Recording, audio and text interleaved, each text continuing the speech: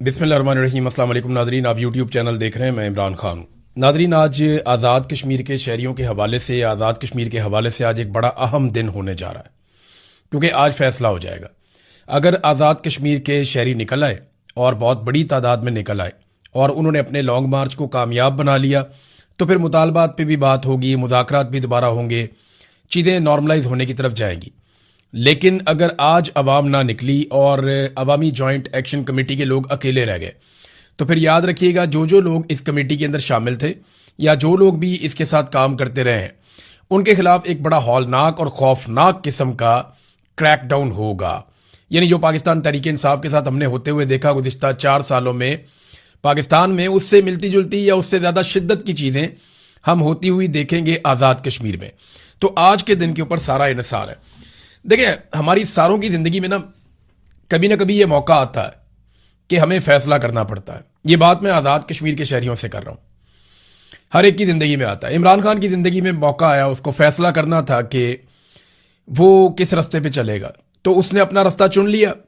उसने कहा, जी मैं हकीकी आज़ादी लूँगा और मैं इनके सामने हार नहीं मानूंगा, मैं इनसे नहीं डरूंगा और इनका मुकाबला करूंगा।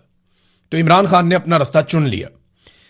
मेरे सामने ज़िंदगी में बार बार ये मौका आया, जब जब मैंने अपने दिल की सुनी, अपने ज़मीर की सुनी, मुझे नुकसान ज़रूर हुआ लेकिन कभी मुलामत नहीं हुई, पछतावा नहीं हुआ। हाँ, नुकसान ज़रूर हुआ। यानी मैं खुशियां खरीद सकता था लेकिन इत्मीनान चला जाता। तो मेरे साथ आज जो भी है, हो सकता है मैं ज़्यादा खुश ना हूं, लेकिन मैं मुतमईन हूं कि जो मैंने किया वो ठीक किया।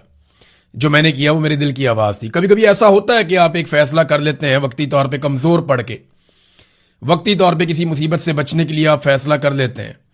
वो एक कमज़ोर लम्हा आपका पीछा करता है, फिर वो आपको नहीं छोड़ता। ज़िंदगी भर का एक पछतावा रहता है। तो उस पछतावे से बचने से बेहतर है कि मौके के ऊपर अपने ज़मीर की आवाज़ सुनी जाए, वो फैसला किया जाए जिस फैसले में पछतावे का अंसर ना हो, बाद में आपको पछताना ना पड़े, आप फ़ख्र कर सकें अपने ऊपर कि ठीक है, नुकसान हो गया, कोई बात नहीं, ठीक है, मेरे पैसे ज़ाया हो गए, मेरी प्रॉपर्टी का नुकसान हो गया, मुझे खुद कुछ सेहत के मसाइल आ गए या कुछ भी हुआ, लेकिन कम से कम मैंने जो किया मैं उस पर मुतमईन हूं। तो ये जिंदगी में सबको मौका मिलता है, हर एक को मिलता है।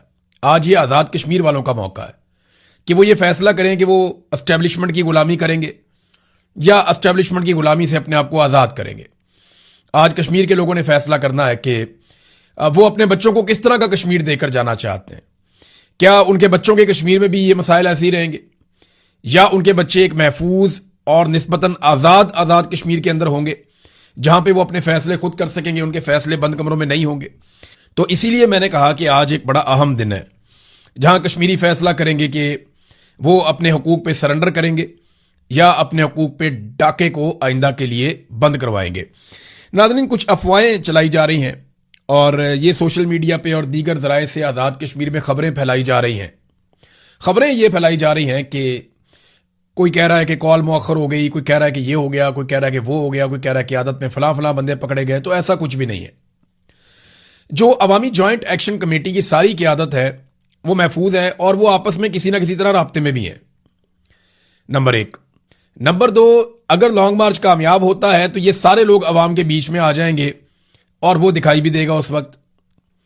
और नंबर 3, अभी तक एहतजाज की कॉल को मुअख्खर नहीं किया गया, यानी एहतजाज को कैंसिल नहीं किया गया। अभी तक 9 जून का एहतजाज अमली तौर पे एग्जिस्ट कर रहा है, उसकी कॉल अभी तक खत्म नहीं की गई। और ये जो ऑफिशियल अकाउंट्स हैं वहां से ये खबर बार बार दी जा रही है कि अफवाहों पे आप कान ना धरें। मार्केट में बहुत सारी लॉन्ग मार्च के हवाले से अफवाहें फैलाई जा रही हैं, मगर ऑफिशियल्स कह रहे हैं कि इनके ऊपर कान मत धरें और आप फोकस रखें 9 जून के अपने एहतजाज के ऊपर।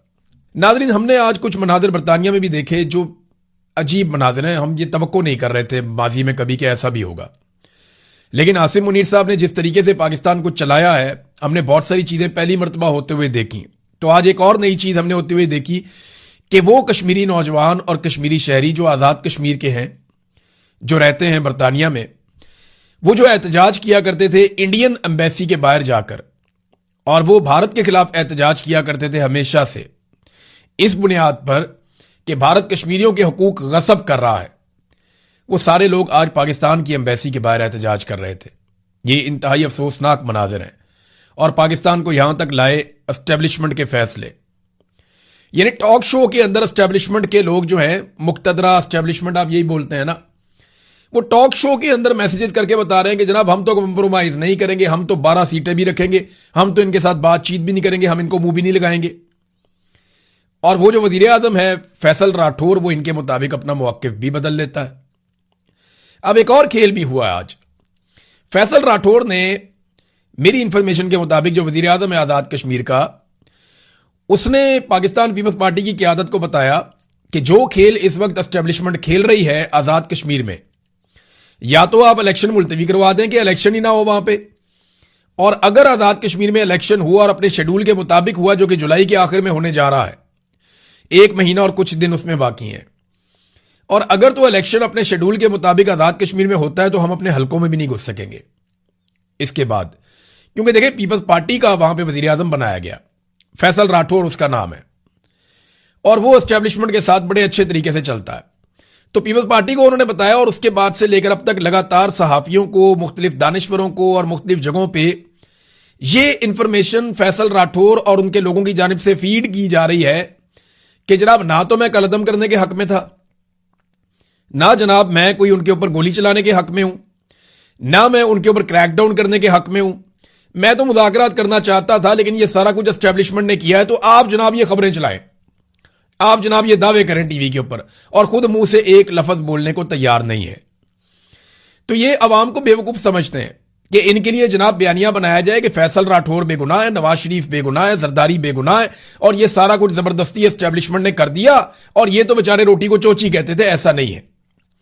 मैं कुछ चीजें रिकॉर्ड पे लाना चाहता हूं, और मुझे आजाद कश्मीर के लोग मेरी तस्हीह कर सकते हैं। आप खुद बताएं मुझे, यहां कमेंट करके आप बता दें कि क्या नवाज शरीफ ने या जरदारियों ने, शरीफों ने या जरदारियों ने, किसी ने भी अभी तक मजम्मत की है जो रावला कोर्ट में कत्लेआम हुआ या जो ऑपरेशन हुआ उसकी, या एक अवामी जॉइंट एक्शन कमेटी को कलअदम करार देने पर इन्होंने कोई मजम्मत की हो या कोई स्टेटमेंट दिया हो इस अमल के खिलाफ? तो ना नवाज शरीफ बोला, ना जरदारी बोला, और ना इनके खानदान बोले, और ना इनकी पॉलिटिकल पार्टीज बोली। तो ये तो बेनिफिशरी है इस सारे खेल के। ये पब्लिक को बावर करवाते हैं कि जनाब ये हम नहीं कर रहे, ये कर रहे हैं, ये कर रहे हैं, वो कर रहे हैं। पब्लिक को कहानी कोई और सुना देते हैं, लेकिन अंदर खाते ये एस्टेब्लिशमेंट की पूरी सहूलतकारी कर रहे हैं। वो जो जुल्म करते हैं ये उसके हिस्सेदार हैं। मुझे बताएं ना, वहां पे अब कोई जर्नैल बैठ के तो आईनी तरमीम नहीं कर रहे थे ना। आईनी तरमीम तो उन्होंने जरदारी और नवाज शरीफ के जरिए करवाई है। फजल रहमान उसके अंदर हिस्सेदार बने। ये जो कुछ इन्होंने पाकिस्तान के साथ इलेक्शन चोरी किया है, अगर जरदारी और नवाज शरीफ ना करते तो ये जर्नैल तो अकेले इलेक्शन चोरी करके खुद आके एमएनए एमपीए सेनेटर बन के तो नहीं बैठ सकते थे। तो ये सारे हर चीज के अंदर बराबर के मुजरिम हैं। लिहाजा जहां पे एक्सपोज किया जाता है मिलिट्री एस्टेब्लिशमेंट को उनके गुनाहों की पादाश में, वहां उनके सहूलतकारों का नाम लेना भी अशद जरूरत है कि ये लोग भी रिस्पॉन्सिबल हैं और ये उसके बेनिफिशियरी हैं। ये जूते पॉलिश कर करके और आपस में एक लाइजॉन बना के 2 नंबरी करके इन्होंने मुल्क को लूटने का एक तरीका ढूंढा हुआ है और मिलजुल कर कार्रवाई डाल रहे हैं। जो कुछ रावला कोर्ट में हुआ, किसी ने कोई मजम्मत नहीं की, किसी ने कोई बात नहीं की, ये बराबर के शरीक हैं। नाजरीन, एक और बड़ी इंपॉर्टेंट चीज है, वो ये है कि एतवार की रात को रावला कोर्ट में हुआ क्या। देखिए, आज मंगल का दिन है, कल पीर का दिन था। मैं सारा दिन कोशिश करता रहा कि सारी मालूमात मैं इकट्ठी करूं। मैंने दर्जन भर लोगों से बात की, अलग अलग लोगों से इंफॉर्मेशन ली कि एक्चुअली रावला कोर्ट में क्या हुआ। एक तो पूरे कश्मीर के अंदर जो है वो बात करना ही अजाब बना हुआ है। इंटरनेट, मोबाइल फोन, ये चीजें बंद है। मवासलात का पूरा निजाम दरम बरम करके बंद किया हुआ है कि लोग आपस में राब्ते में ना रहें। और ये सारा कुछ किया हुआ है ताकि अवामी जॉइंट एक्शन कमेटी के लोग ज्यादातर आपस में राब्तों में ना आ सकें, और अगर वो राब्तों में आ गए तो फिर वो क्या करेंगे, वो ज्यादा बेहतर कोऑर्डिनेशन के साथ निकलेंगे। लिहाजा उनके राब्ते तोड़ने के लिए पूरी की पूरी कश्मीर की आवाम को ही सजा दे दी गई। तो आप वहां से इंफॉर्मेशन कलेक्ट नहीं कर सकते, बहुत मुश्किल है। तो मैंने अलग अलग सोर्सेज से जो इंफॉर्मेशन कलेक्ट की वो अभी भी बखरों में और टुकड़ों में है। लेकिन जब तक वहां पे मवासलात का निजाम बहाल नहीं हो जाता, जब तक के जॉइंट अवामी एक्शन कमेटी कोई एलामिया जारी करके नहीं बताती कि कितने लोग लापता हैं, कितने जख्मी हैं और कितने जाँ बहक हुए हैं, तब तक हम कुछ कह नहीं सकते। लेकिन जो कम से कम इतलात भी आई हैं वो 10 लोगों के जाँ बहक होने की इतलात कम से कम मौसूल हुई हैं, और जो इसके अलावा ज्यादा से ज्यादा है वो तो बहुत बड़े नंबर भी लोग बताते हैं। लेकिन ज्यादा लोग जो दावा कर रहे हैं वो कह रहे हैं जी 20 लोगों के आसपास लोग जो हैं वो जाँ बहक हुए हैं, जबकि बहुत बड़ी तादाद में लोगों को बुलेट इंजरीज आई हैं, यानी उन्हें गोलियां लगी और गोलियां लगने से वो जख्मी हो गए। अब सबूत मिल नहीं रहे, इंफॉर्मेशन बाहर आ नहीं रही, बहुत सारे लोगों को बुलेट इंजरी हुई है, इंटरनेट कम्युनिकेशन के जराए बंद हैं, लोग राब्तों में नहीं है। लेकिन सबको इतना जरूर मालूम है कि 9 जून को उन्होंने निकलना है और इसके लिए मसाजिद में ऐलान किया जाएगा, जो जो तरीकाकार लोग अपनाएंगे उसके जरिए वो निकलेंगे। होना यह था कि 9 जून को पूरे कश्मीर के अंदर लॉकडाउन होना था और एक लॉन्ग मार्च शुरू होना था। हुकूमत ने 3 दिन पहले ही पूरा कश्मीर बंद कर दिया। अमली तौर पे मवासलात का निजाम बंद है, बस सर्विसेज बंद हैं, जो गुड ट्रांसपोर्ट्स हैं वो भी बंद हैं, बहुत सारी और मामलात जिंदगी जो है वो मौखर हो गए हैं। तो आजाद कश्मीर गुज़िश्ता 3 दिनों से लगभग बंद है और वहां पे कारोबारी जिंदगी तकरीबन मुअत्तल है। तो जो काम शुरू होना था आज के दिन से 9 जून से हुकूमत ने 3 दिन पहले से शुरू किया हुआ है। अब देखना यह है कि आज के दिन जिन लोगों ने निकलना था वो क्या करते हैं। आज के दिन पे बहुत ज्यादा इन्हिसार है कश्मीरियों के मुस्तकबिल का। अगर आज कश्मीरी जीतने के लिए निकले तो ये सारा कुछ हासिल कर सकते हैं, और अगर आज कश्मीरी नहीं निकलते और ये मौका जाया करते हैं तो इसके बाद एक बड़ा खौफनाक क्रैकडाउन, मैं पहले बता रहा हूं आपको, बाद में कोई ना कहे, बड़ा जबरदस्त क्रैकडाउन प्लान किया गया। जितने सहाफी बात करते हैं अवामी जॉइंट एक्शन कमेटी के हक में या थोड़ा बहुत भी उन पर शक होगा वो सारे ज़ेरे ताब आएंगे, नौकरियां छीन ली जाएंगी, सहाफियों को निशाने इबरत बनाया जाएगा, जितनी आवाजें उठती हैं सारी कुचल दी जाएंगी, सियासी लोग जितने उनके साथ जुड़े हैं उन सबको निशाने इबरत बनाया जाएगा। कोई भी उन लोगों की हमदर्दी रखने वाला इलेक्शन ना लड़ सकेगा ना जीत सकेगा, और इन लोगों को जो अवामी जॉइंट एक्शन कमेटी के लोग हैं इनको इनकी फैमिलियों समेत निशाने इबरत बनाया जाएगा। ये मैं आपको पहले बता रहा हूं। और इसका आगाज थोड़ा बहुत हुआ, आपने एक टीजर देखा है, अभी आप देखेंगे उसका ट्रेलर, और फिर आप बहुत जल्द उसका पूरा एक्शन भी देखेंगे। और ये वो करेंगे, अगर अवाम नहीं निकलती अपने हक के लिए तो फिर पूरी तरह से कुचले जाने के लिए आप तैयार रहें। नादरीन, गिलगित बल्तिस्तान में वही हुआ जिसके बारे में मैंने आपसे कहा था कि ये आपस में लड़ेंगे, नूरा कुश्ती करेंगे। नूरा कुश्ती का मैंने बकायदा अपने वीलॉग के जो पेज है उसके ऊपर लिखा भी था कि नूरा कुश्ती है। तो नूरा कुश्ती मुकम्मल हो गई। नूरा कुश्ती के बाद जिसको जितनी सीटें मिली, इसी तनख्वाह पे काम करने के लिए पाकिस्तान पीपल्स पार्टी और नून लीग ने मिलकर गिलगित बल्तिस्तान में हुकूमत बनाने का फैसला कर लिया है। अभी थोड़े दिन पहले तक वो कहते हैं बहुत बुरे हैं, ये चोर हैं, ये फार्म 47 पे आए हुए हैं, ये गलत फैसले कर रहे हैं, ये आपका हक मार रहे हैं, ये आपके हक पे डाका डाल रहे हैं। और अब वो दूसरा कह रहा था नहीं ये है चोर, ये फ्रॉडी है। तो देखो उन्होंने कराची का क्या हाल किया, वो तुम्हारा भी यही हाल करेंगे। और अब वो दोनों बैठ गए मिलके, और मिलकर अब वो गिलगित बल्तिस्तान के वसाइल को लूटेंगे। और आप ये होता हुआ देखेंगे, हमेशा से यही होता चला जा रहा है। जो इनको मिलिट्री एस्टेब्लिशमेंट कहेगी ना, ये करते चले जाएंगे। तो मिलकर अब इन्होंने हुकूमत बनाने का फैसला किया है। पाकिस्तान तहरीक इंसाफ जीती है या नहीं जीती, तहरीक इंसाफ ने सारे लूटे तबाह कर दिए। यानी उनका इलेक्शन लड़ने में जो सबसे बड़ी कामयाबी आप कह सकते हैं वो ये है कि जितने लोग गिलगित बल्तिस्तान में लोटे बने थे वो सारे रिजेक्ट हो गए। हालांकि उनकी बड़ी अपने इलाकों में वोट बैंक भी था, अपने इलाकों में पहचान भी थी, और वो जोम के साथ अलग हुए थे जब खालिद खुर्शीद के खिलाफ पूरा एक ऑपरेशन किया गया था कि जनाब हमें तो हमारे लोग वोट डाल देंगे। नहीं पड़े वोट, फारिग हो गए। तो पीटीआई ने लोटे सारे ठोक दिए, हत्ता के बड़ा लोटा जो था वो भी ठोक दिया। गो के खुद पाकिस्तान तहरीक इंसाफ अक्सरियत नहीं ले सकी। हां, जो मैंने बात की पिछले वीलॉग में, अब बैरिस्टर गौहर भी वही बात कर रहे हैं और उन्होंने वजाहत के साथ बात की, ये कोई ढकी छुपी बात नहीं है।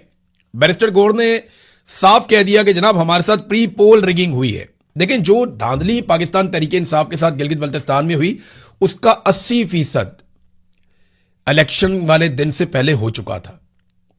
जो जो उन्होंने करना था उन्होंने पहले कर दिया था। पहले उन्होंने तैयारी बड़ी कमाल की, बार बार आपको बता रहा था कि वो ये भी कर रहे हैं, वो ये भी कर रहे हैं, वो ये भी कर रहे हैं, वो ये भी कर रहे हैं, और इलेक्शन वाले दिन उन्होंने ये करना और इलेक्शन वाले दिन उन्होंने वो कर दिया। 2-3 सीटें जो हैं वो ऐसी हैं जहां पाकिस्तान तहरीक इंसाफ के हमायत याफ्ता उम्मीदवारों को जीतना चाहिए था, वो उन्होंने जबरदस्ती ले ली। लेकिन ज्यादातर सीटें उन्होंने इलेक्शन होने से पहले ही छीन ली थी, दीवार के साथ लगा के, लेवल प्लेइंग फील्ड ना देकर, इंतखाबी निशान ना देकर। दूसरा जो इंतखाबी निशान एक इत्तेहाद की सूरत में मिला वो भी उनसे छीन लिया। उनके वोटर लिस्टों के अंदर जो तब्दीली कर दी गई, पोलिंग स्टेशंस को उठा के कहीं से कहीं पहुंचा दिया गया, अपनी मर्जी का अमला लगा दिया गया और हर हरबा इस्तेमाल किया गया। यहां तक कहा गया कि अगर आपने पीपल्स पार्टी और नून लीग को वोट ना दिया और पीटीआई को वोट दिया तो याद रखिएगा, जैसे हमने खैबर पख्तूनख्वा की गंदुम बंद की है, हम गिलगित बल्तिस्तान की गंदुम भी बंद कर देंगे। रोटी तक का डरावा दिया गया लोगों को। तो प्री पोल रिगिंग की एक लंबी दास्तान है जो वहां पे की गई है। मैंने आपसे कहा था कि नवाज शरीफ साहब को सख्त अल्फाज का सामना करना पड़ा, एक सख्त पैगाम उन्हें पहुंचाया गया। मेरी खबर की तस्दीक मालिक साहब ने भी कर दी है। मोहम्मद मालिक साहब का भी एक क्लिप आ गया, वो भी ये कह रहे हैं कि नवाज शरीफ साहब को ये बता दिया गया, जनाब आपका डंग निकल गया और आप अब क्राउड पुलर नहीं रहे तो आप कुछ नहीं कर सकते, लिहाजा वापस जाएं। तो मैंने आपको पहले बताया था कि मियां नवाज शरीफ साहब को वहां पे जिस किस्म की उन्होंने तकरीर की, उसके बाद उन पे एतराज हुआ, उन्हें सख्त पैगाम पहुंचाया गया, उन्हें वहां से निकाल दिया गया। देखिए, बंदे इकट्ठे कर लेना कोई मसला नहीं है। ये तो आईपीपी जो है वो पाकिस्तान की गैर मकबूल तरीन जमात है, वो भी बंदे इकट्ठे कर लेती है। पैसा फेंक तमाशा देख, यानी बड़ा आसान है, आपके पास पैसा होना चाहिए, आप पैसा फेंकते जाएं, मजदूरों को, गरीबों को, कमजोरों को, मेहनत कशों को फैक्ट्रियों से उठा के बंदों को बसों में भर के आप लाते जाइए और आप 50,000 बंदा सामने इकट्ठा कर लें तो आपका बहुत बड़ा जुलूस बन जाएगा। बंदे तो फजलुर रहमान साहब भी मदारिस में इकट्ठे कर लेते हैं। वो एक नारा लगाते हैं मजहबी नौइयत का और मदारिस को कह देते हैं अपने स्टूडेंट्स को लेकर आ जाओ, बसें चली जाती हैं, वो स्टूडेंट सारे पहुंच जाते हैं और सामने 10-12,000 15,000 का मजमा होता है और वो इतने ऑर्गेनाइज बैठते हैं कि लगता है जैसे 50,000 है। तो फजलुर रहमान साहब भी बंदे इकट्ठे कर लेते हैं, बंदे तो आईपीपी भी इकट्ठे कर लेती है, बाकी लोग भी कर लेते हैं। बंदे इकट्ठे कर लेना अलग बात है, उस क्राउड को कंट्रोल करना, उसको चार्ज करना और उसको अपने साथ लेकर चलना, ये लीडर कर सकता है। और नवाज शरीफ साहब की अब ये कैपेसिटी खत्म हो गई है। जब तक नवाज शरीफ साहब कोई बड़ी कुर्बानी नहीं देंगे तब तक उनको ये सहूलत अब मुयस्सर नहीं है। नादरीन, एक और इंटरेस्टिंग खबर जो इंटरनेशनल फ्रंट से है वो मैं पढ़ रहा था, डोनाल्ड ट्रंप का स्टेटमेंट। डोनाल्ड ट्रंप ने इसराइल को यहां तक कह दिया कि अगर नेतन्याहू बाज नहीं आता और ईरान के ऊपर अटैक करता रहता है तो फिर ईरान के हमले की सूरत में उसको तनहा लड़ना पड़ेगा। ये डोनाल्ड ट्रंप के स्टेटमेंट का मतलब ये है। देखें, अगर 2 दिन के लिए भी या 3 दिन के लिए भी अकेला छोड़ता है ना अमेरिका इसराइल को और ईरान को पूरा मौका मिलता है उसके साथ लड़ने में, तो ये 2-4 दिन की खुराक है ईरान की इसराइल, जो ईरान इसराइल के साथ कर देगा। तो इसराइल को यह बात समझ आ गई है और अमेरिका के बारे में मुझे एक बात समझ आ गई है और आलमी सतह पे सबको अब समझ जाना चाहिए कि अमेरिका अब मजीद लड़ाई शायद अफोर्ड कर नहीं सकता। डोनाल्ड ट्रंप ने बहुत हजीमत उठाई है, बहुत शर्मिंदगी उठाई है इस लड़ाई में, अब वो मजीद लड़ाई नहीं लड़ना चाहते। पाकिस्तान समेत ये जो पूरा रीजन है ना, यहां ताकत का तवाजुन हमेशा के लिए बदल गया है। ये रीजन अब किसी और तरह कंट्रोल होगा, इसके डायनामिक्स तब्दील हो चुके हैं। अरब ममालिक की सोच भी आने वाले दिनों में बदलेगी। यहां रशिया का, चाइना का, अरब ममालिक का, ईरान का, ये एक नया किस्म का आप देखेंगे। तुर्की का बड़ा रोल होगा, मिस्र का, पाकिस्तान का रोल भी इन ममालिक के साथ मिलकर होगा। डोनाल्ड ट्रंप के साथ या अमेरिका के साथ वो मामलात वैसे नहीं होंगे जैसे माजी में हुआ करते थे। ये पूरा